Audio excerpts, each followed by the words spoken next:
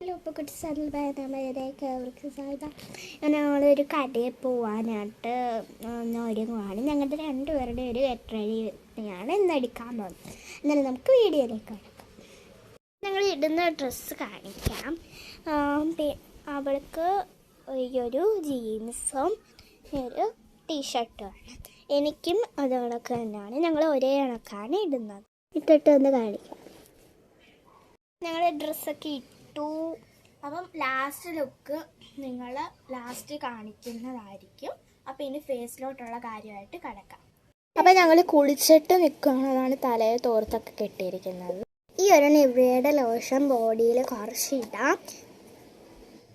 കാരണം ചൂടായതുകൊണ്ട് നമ്മുടെ സ്കിന്നൊക്കെ ഡ്രൈ ആവും. അപ്പോൾ ആ ഡ്രൈന്ന് മാറാനായിട്ടാണ് ആ ഒരു ലോഷൻ ഇടുന്നത്.